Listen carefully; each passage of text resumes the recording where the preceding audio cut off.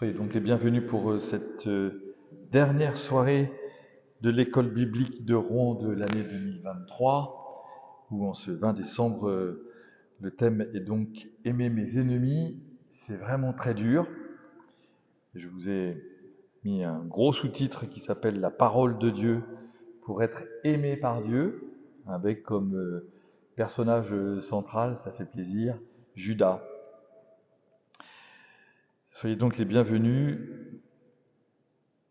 pour cette introduction à Noël, en fait, à quelques jours de Noël, où Dieu devient l'ami de l'humanité qui le déteste. Dieu devient l'ami de l'humanité qui le rejette. Dieu devient l'ami de l'humanité qui le fait naître dans une mangeoire, avant immédiatement de chercher à le tuer. Joli programme pour Noël. Je voudrais que nous soyons bien sûrs que personne ne se sente visé dans ce que je vais dire ce soir sur les ennemis, car je n'ai pas d'ennemis, ou bien si vous l'êtes, je ne vous le dirai pas. Ce qui me semble très beau, c'est de pouvoir toujours rechercher les origines des mots que nous utilisons. Et quand on fait la distinction entre le français, le grec et l'hébreu, eh bien, j'aime que nous parlions français ce soir plutôt que hébreu et grec pour parler des ennemis. Parce que ennemi, c'est donc un mot latin qui vient de in amicus, donc un privatif, et amicus, le privatif de ami. C'est un mot qui vient du Xe siècle. Je trouve ça beau, étonnamment, de se dire qu'on n'a pas trouvé de mot en latin et donc en français qui soit d'une autre racine que celle de l'amour. Donc quand je dis que je n'arrive pas à aimer mes ennemis, à l'intérieur du mot ennemi, il y a encore le mot amour, ce qui n'est pas le cas en grec et en hébreu. Et donc mon ennemi dit encore et toujours l'amour. En creux, il y a comme un manque, il y a effectivement une privation, quelque chose qui est en opposition, mais qui est toujours exprimé à partir de amicus, l'amour. Alors qu'en grec, c'est très intéressant, le mot grec de ennemi se dit extros, qui a donné le mot extérieur. C'est intéressant. Et donc, le grec traduit par détester ou bien détestant. Et donc, cette racine grecque, extros, ou ce mot grec, n'a donc rien à voir avec notre ennemi. Et puis en hébreu, qui est la langue de Jésus, même si tous les évangiles ont été écrits en grec, le mot de l'ennemi, c'est ayab, qui dit l'hostilité, ce qui signifie je ne le reçois pas dans ma maison.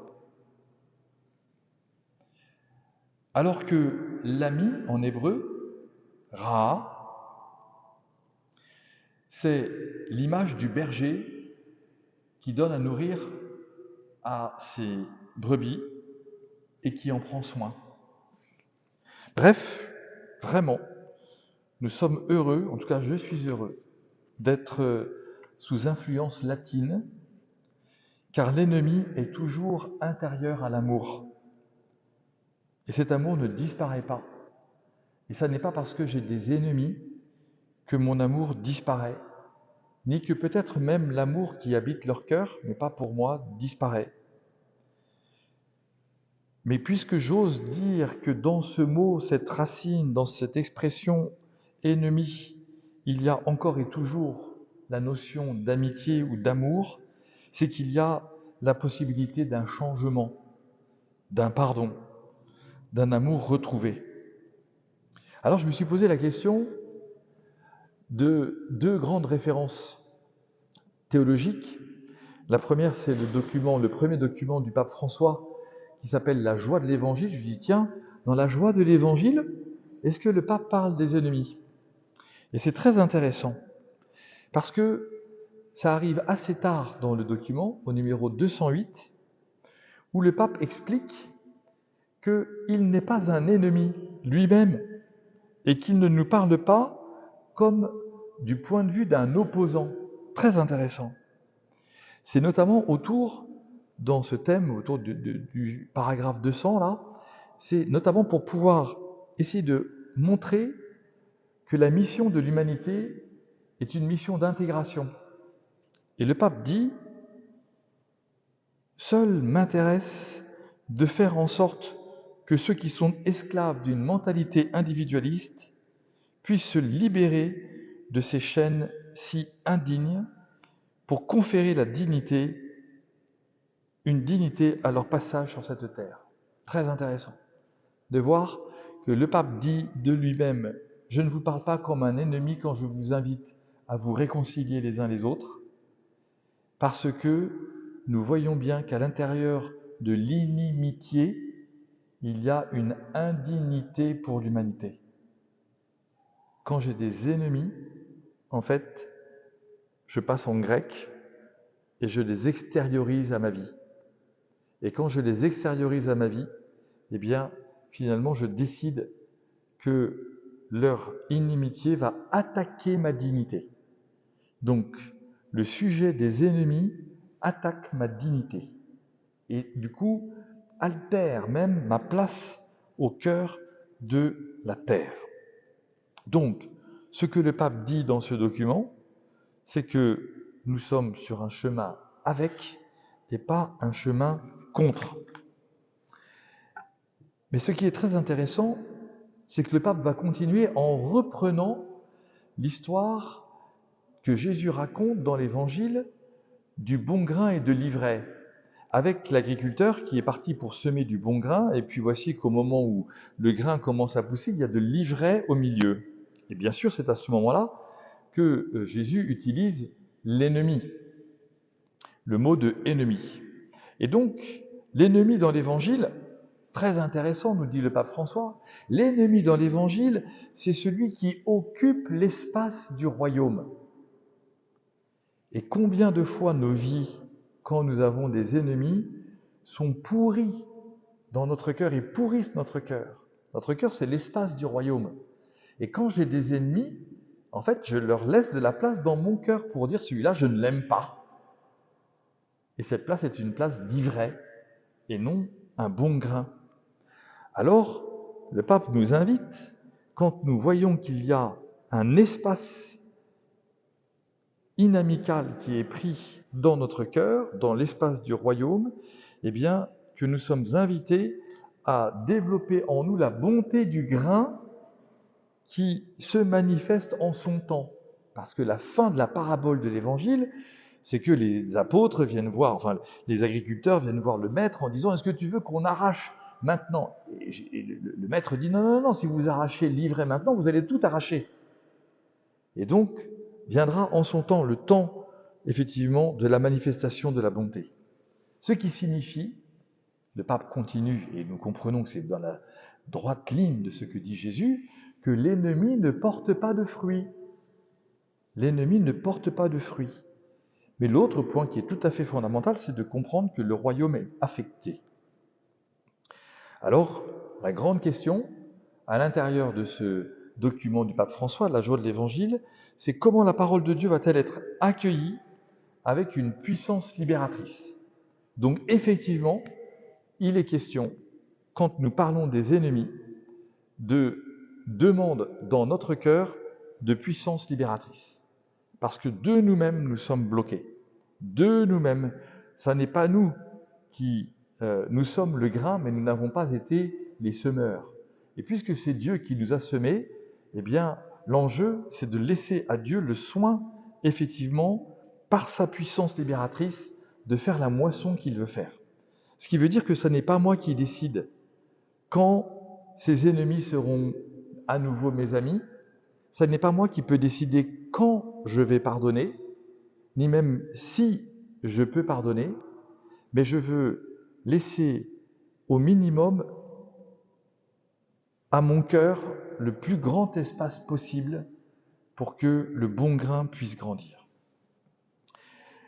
Et c'est là que je voudrais vous proposer d'aller dans un autre texte qui est le texte du catéchisme de l'Église catholique et qui est un livre qui est forcément votre livre de chevet permanent, parce que c'est un grand cadeau que nous a fait le pape Jean-Paul II au milieu des années 90. Dans le catéchisme, on nous dit que la puissance libératrice des ennemis, c'est le Christ lui-même. Pour quelle raison ? Parce que saint Paul, dans le Nouveau Testament, dans la lettre aux Romains, au chapitre 5, verset 10, dit que le Christ est mort par amour pour nous, alors que nous étions encore ennemis. Romains 5, 10. Il est mort, Jésus, par amour pour nous, je répète, alors que nous étions encore ennemis. Donc vous voyez, ce que l'Église nous invite à faire, c'est à réfléchir à partir de Jésus, puissance libératrice, plutôt que de se laisser bouffer son cœur et son royaume à partir des ennemis. Le sujet de l'Évangile, c'est Jésus, et pas le péché, et pas la puissance destructrice, et pas l'ivraie. Alors, nous dit le catéchisme, le travail de libération dans mon cœur, c'est de faire comme lui, comme Jésus. Et comment est-ce qu'on fait comme Jésus ? On s'appuie là encore sur la parole de Dieu, parce que nous sommes appelés, dit saint Paul, à la charité. Si je n'ai pas la charité, je ne suis rien. Or, avoir des ennemis ronge le bon grain en nous. Et nous sentons bien que nous manquons de charité à l'égard de nos ennemis. Nous parlons d'eux en mal, ou bien nous n'en parlons jamais en les ayant supprimés de notre vie. Sans la charité, je ne suis rien, dit saint Paul, la première lettre aux Corinthiens, chapitre 13. Et donc le catéchisme nous dit, fort de cela, il y a donc une incompatibilité entre avoir des ennemis et aimer le Christ. Et là, c'est dur. Et là, c'est dur. Alors, comment allons-nous faire ? Parce que, bien sûr, cette incompatibilité, à niveau humain, on voit bien qu'elle a effectivement des conséquences au niveau spirituel. Comment peut-on dire de notre Père, pardonne-nous nos offenses, comme nous pardonnons aussi à ceux qui nous ont offensés, si les ennemis sont toujours là ? Reprenons. Ça va toujours ? On va beaucoup plus loin. On retourne à la 3e page de la Bible. Première, t'attaques, ok, tout est créé, tout est beau. 2e, Adam et Ève, c'est déjà la cata. 3e page, catapire, Caïn et Abel, les 2 frères. L'inimitié, l'ennemi, c'est toujours ce qui touche ma fraternité. Toujours. L'ennemi ne touche pas la parentalité. L'ennemi ne touche pas le rapport à Dieu. L'ennemi touche toujours la fraternité. Et c'est pour cela que cela nous fait mal. Parce que nous comprenons bien que ce fratricide originel dont parle le catéchisme au numéro 2259, c'est qu'effectivement, nous entendons Dieu nous dire, comme Dieu a dit à Caïn, « Qu'as-tu fait de ton frère ?» Et la réponse terrible de Caïn, c'est de dire « Suis-je son responsable ?» Et c'est à partir de là qu'arrive la malédiction des ennemis. Le fratricide universel bloque en moi la capacité de me reconnaître aimé complètement par Dieu, parce que j'ai laissé dans mon cœur quelque chose tuer mon frère. Alors aimez vos ennemis, comme dit Jésus dans l'évangile de saint Matthieu, chapitre 5, verset 45. Aimez vos ennemis, ainsi vous serez fils de votre Père qui est aux cieux. Vous voyez ? Donc, la destruction fratricide qui rend l'inimitié ou les ennemis présents dans mon cœur sur la terre, finalement, bloque en moi l'accès à Dieu le Père, pour comprendre qui est Dieu. Parce que c'est donc l'image et la ressemblance de Dieu qui est affectée en moi par cette inimitié. Alors, nous sommes invités à, effectivement, nous dit le catéchisme, la conversion du cœur. Vous voyez toujours ce royaume, le bon grain et l'ivraie, l'espace du royaume, c'est mon cœur. Je suis invité à travailler cette réconciliation avec mon frère. C'est donc un appel à une conversion filiale. Est-ce que je reconnais que celui qui est mon ennemi est aussi fils de Dieu ? Souvent, c'est non. Est-ce que je reconnais que celui-là à côté de moi et que je déteste est aimé par Dieu ? Je ne peux pas pardonner tout de suite.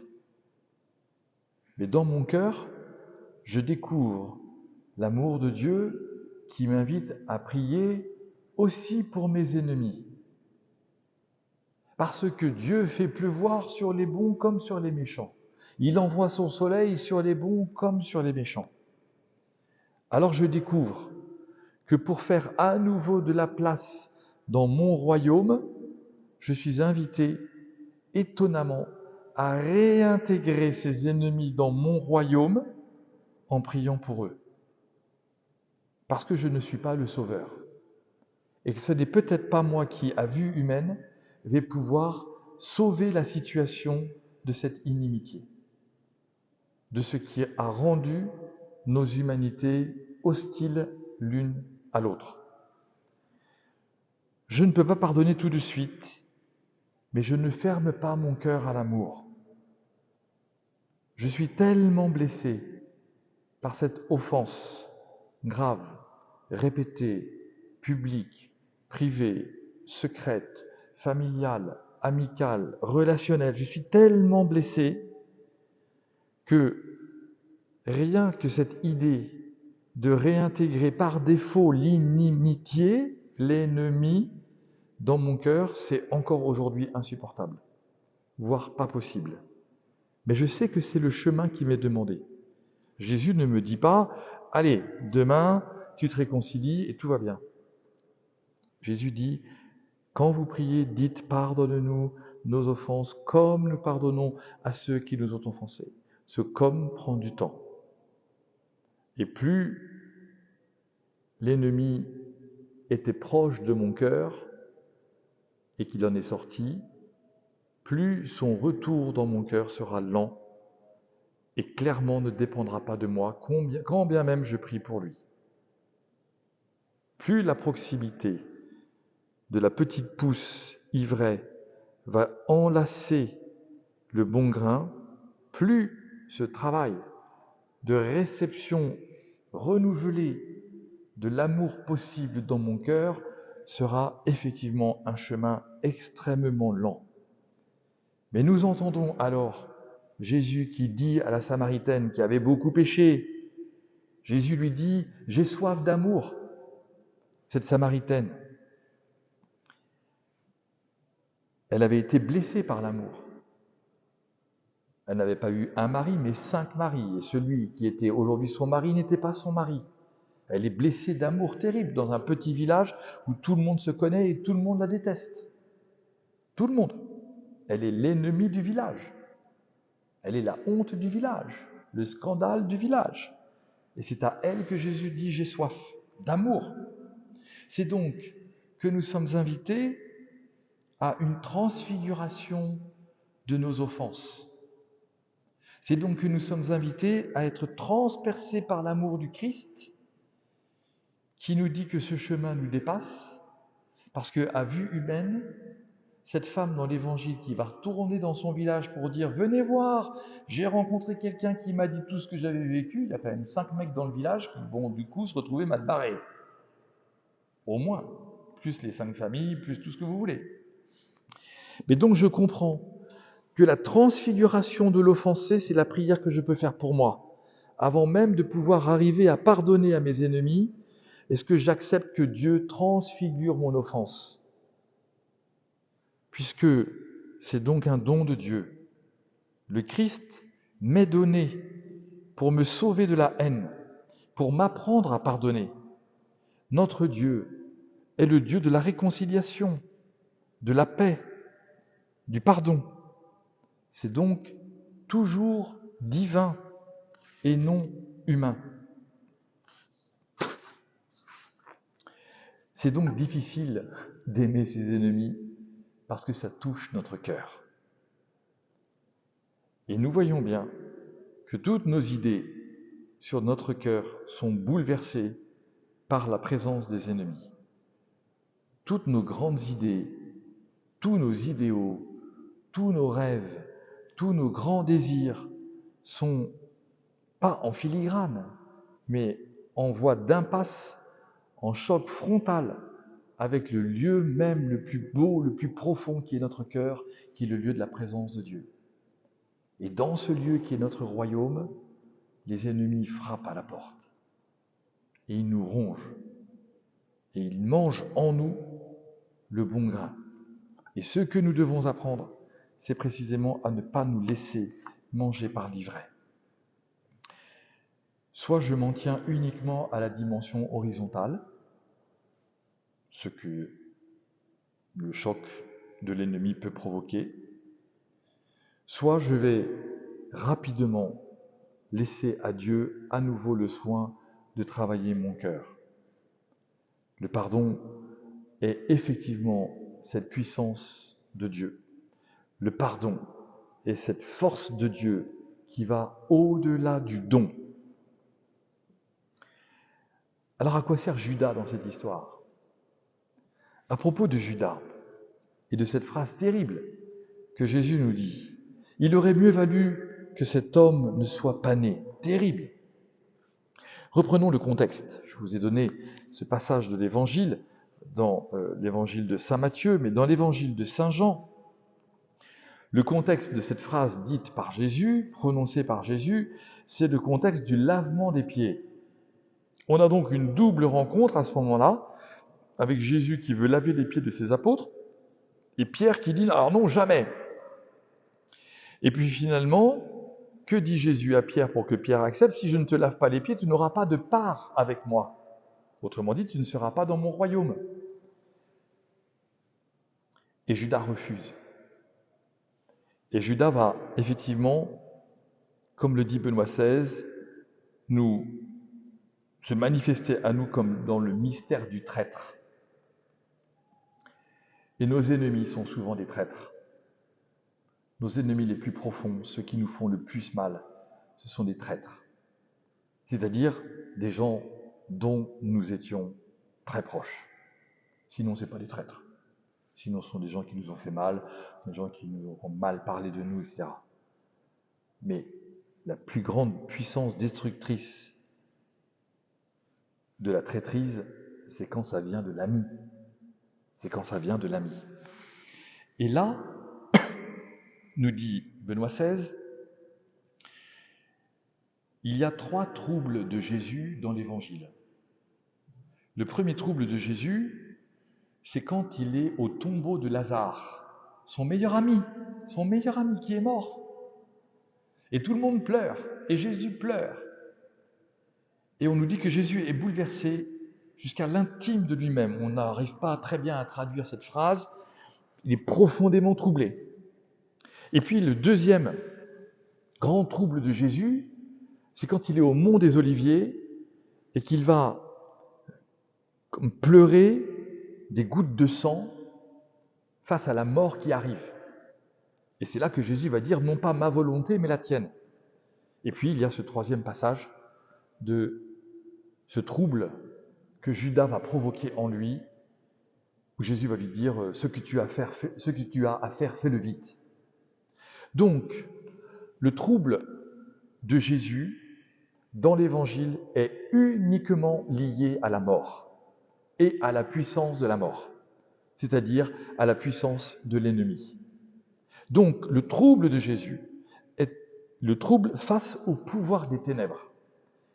Et dans mon cœur, l'ennemi enténèbre mon royaume.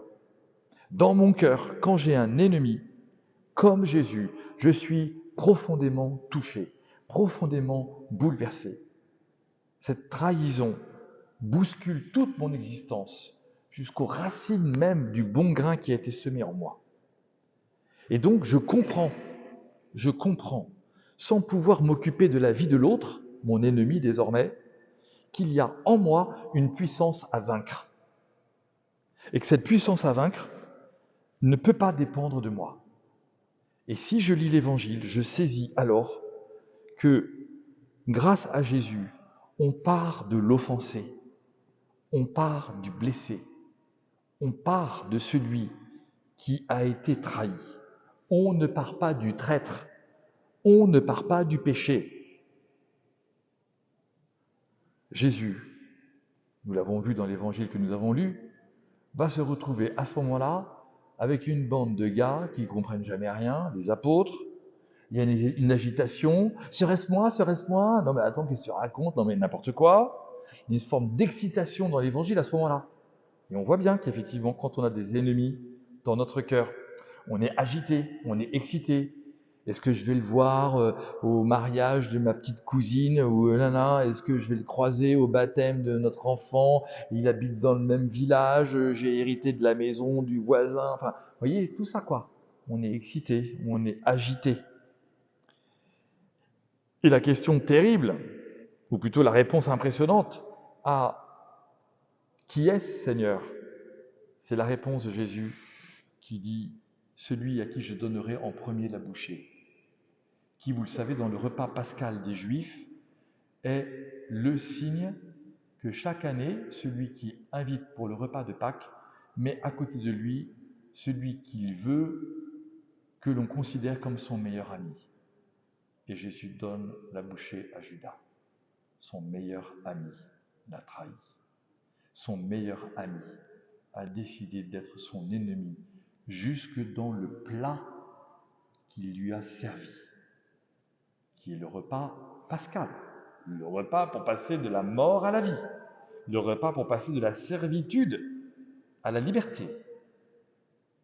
Et Judas, au cœur même de ce repas pascal, prend la bouchée et s'en va. Cette bouchée, cependant, n'empêche pas Jésus de dire cette phrase « Celui qui mange mon pain a levé contre moi son talon ». Ok. Mais quand Jésus dit cette phrase, il cite 2 psaumes en même temps. C'est donc le psaume 41, 55. On comprend que Jésus ne se laisse pas affecter par le péché, parce que le psaume, c'est une prière. Et que là, précisément, où il est bouleversé par cette puissance de mort qui s'attaque à lui, à partir de son meilleur ami, il répond par la prière.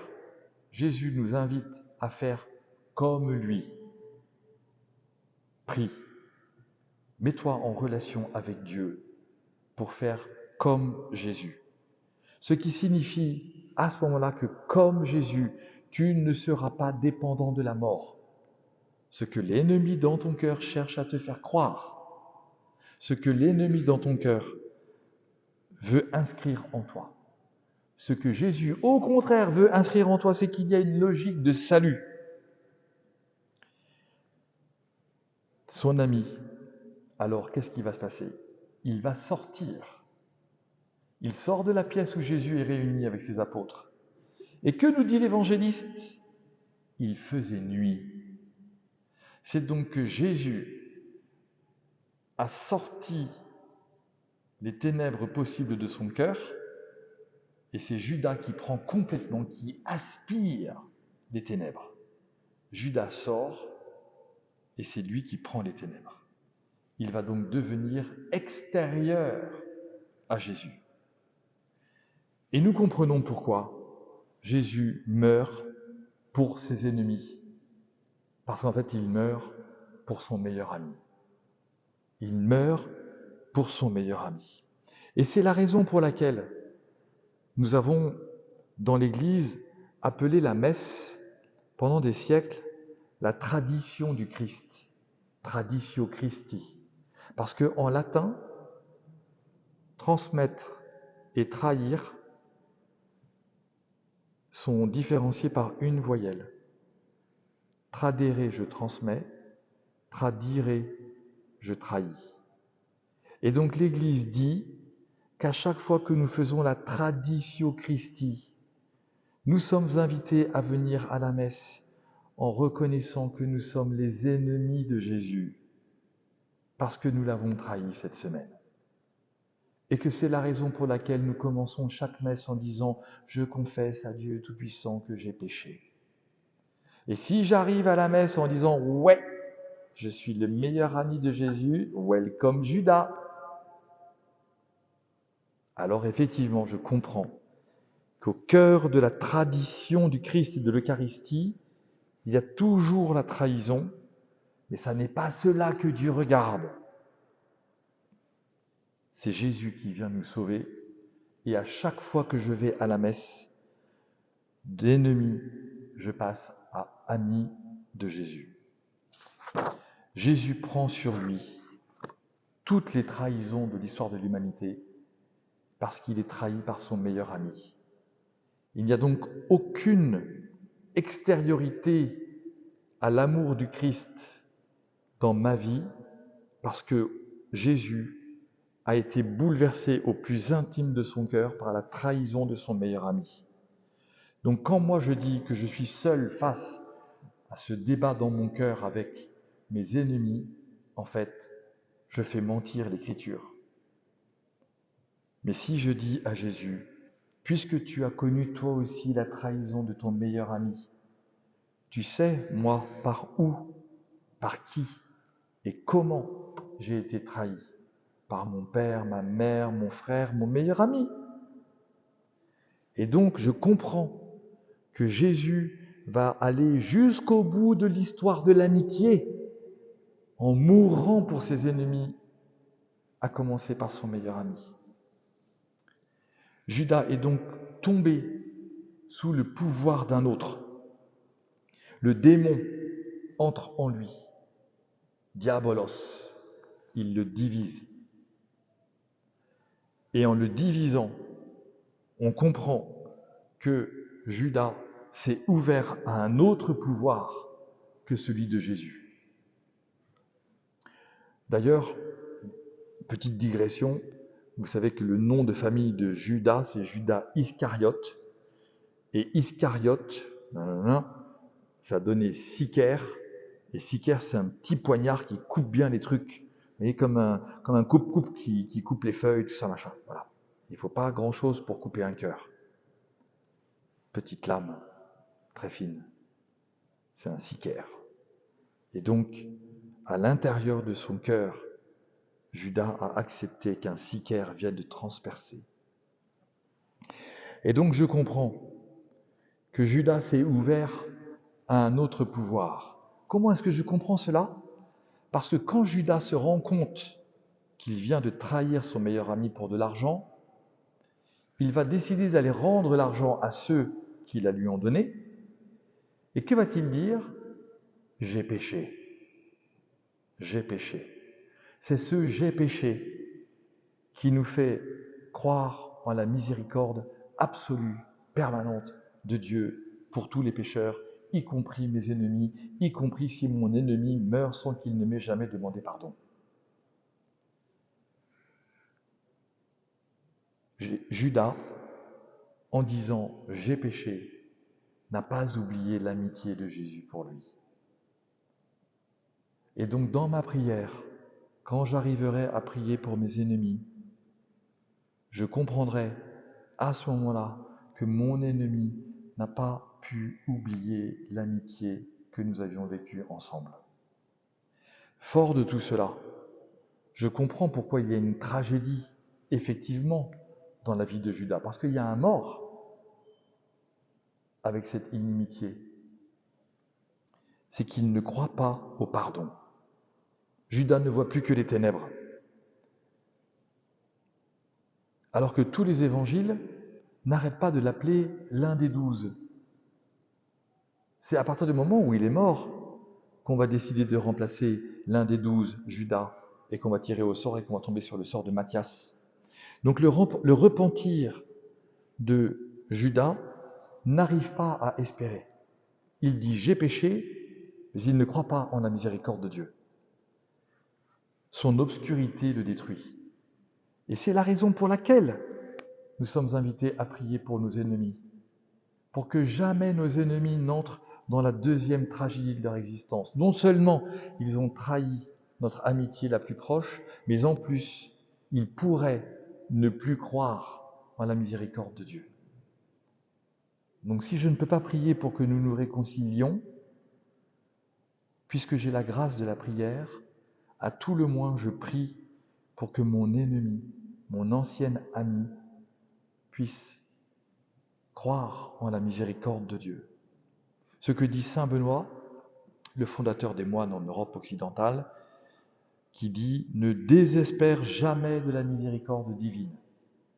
Et vous savez que les moines avaient créé des monastères qui permettaient d'aller de jour en jour pour arriver sous un toit au moment où il ferait nuit, pour que jamais le voyageur ne soit dans les ténèbres. Ne désespère jamais de la miséricorde divine. Alors, avec nos ennemis, n'ajoutons pas à la trahison des hommes le deuxième désespoir, qui est celui de ne pas croire en Dieu ou de ne plus croire en Dieu. L'ennemi a un double pouvoir sur moi. Il peut me faire refuser de demander pardon et il peut me faire refuser de croire en la miséricorde de Dieu. Je ne veux pas me laisser guider par l'ennemi. Alors aujourd'hui, je confesse mes péchés, comme Judas, et je vais au-delà de ce que Judas n'a pas fait. Je veux confesser dans l'éternité et pour l'éternité que je serai reçu dans la gloire de Dieu. Alors je comprends que j'entends le « j'ai péché » de Judas et qu'avant de mourir, j'entends la parole de Jésus qui dit « Père, pardonne-leur, ils ne savent pas ce qu'ils font ». Et donc nous comprenons, pour finir, qu'effectivement ce lien très puissant dans notre cœur doit devenir le lien de la puissance libératrice du Christ pour arrêter d'être guidé par ces sentiments négatifs des ennemis dans mon cœur. Je dois, dans mon cœur, pour ma vie, me laisser diriger, élever comme le bon grain que je suis et qui a été semé par Dieu. Je suis le bon grain, je ne suis pas l'ivraie. Et c'est à Dieu de faire la moisson. Quand Dieu fera sa moisson, on le laissera séparer le bon grain et l'ivraie. Mais en attendant, moi sur la terre, je supplie Dieu de ne jamais entrer dans ce double mouvement terrible des ténèbres, à savoir ne jamais reconnaître que je suis pécheur et en plus ne plus croire en Dieu qui me sauve. Alors je comprends qu'il faut effectivement une puissance immense pour être sauvé de la puissance négative des ennemis dans mon cœur, qui est la puissance de la vie que Dieu donne au Christ en le sortant du tombeau. Le bouleversement de Jésus, le triple bouleversement de Jésus, me rejoint dans tous mes bouleversements liés aux inimitiés et à ces ennemis de ma vie, et je comprends que recevoir l'amour de Dieu dans mon cœur me permettra aussi, un jour, par sa grâce, de vivre une puissance nouvelle qui sera la puissance divine de sa miséricorde. Merci pour votre attention.